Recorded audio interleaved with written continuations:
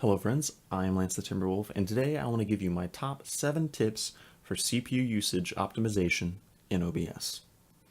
When I first started to stream, I was maxing out my CPU, I wasn't able to stream any games from it, it was a mess.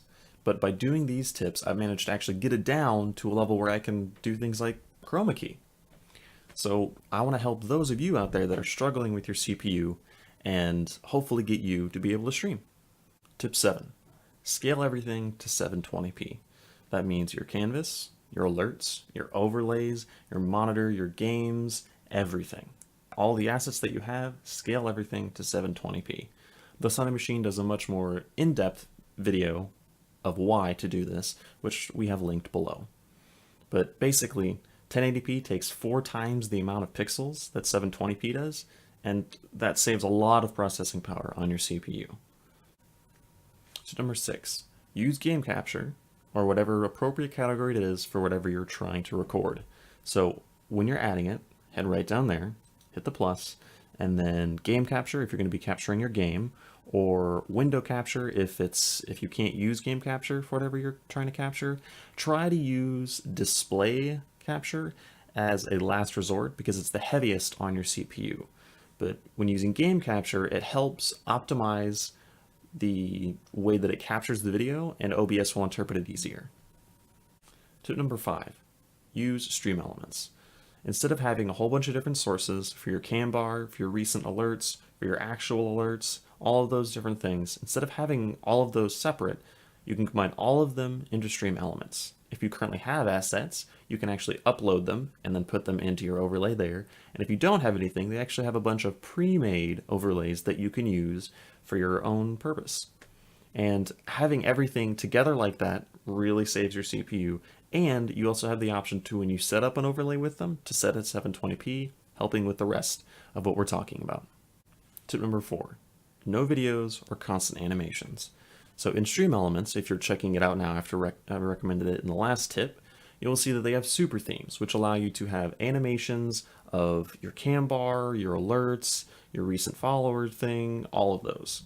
But they are CPU hogs and will use a lot of it. So try to avoid them at all costs if you're having trouble with CPU usage.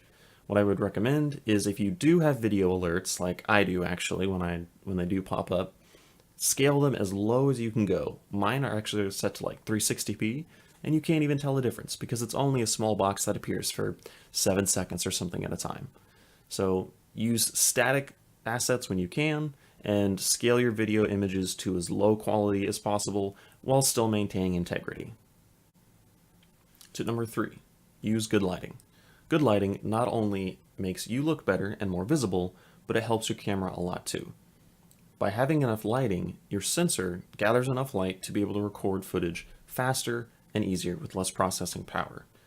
Make sure you don't use too much though and wash yourself out, but having enough gives your camera an easier view of yourself, and it helps speed things along and lowers your CPU.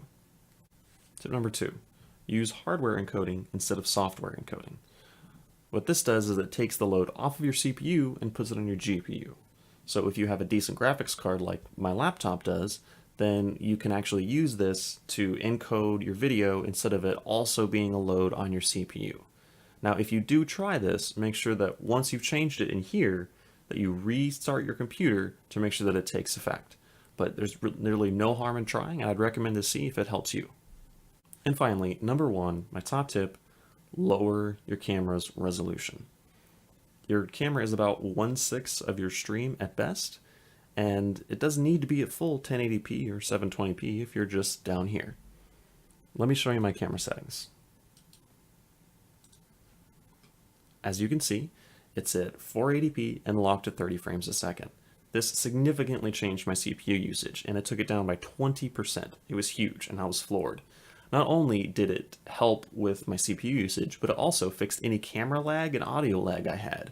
So this one thing literally saved me a lot of trouble. So if you guys are having trouble with CPU usage or CPU over usage in OBS, I would try this definitely as my number 1 top tip. So there you go. Those are my top 7 tips for CPU optimization in OBS. I hope you found some of that helpful, and if you did, then I want to ask you to pay it forward and send this to one person that you think that it might help. For now, once again, my name is Lance the Timberwolf. You can find me on Twitch or Twitter down below. And if you have any other questions, leave them in the comments. I'll be happy to try to answer them if I can. For now, stay awesome, my friends, and see you next time.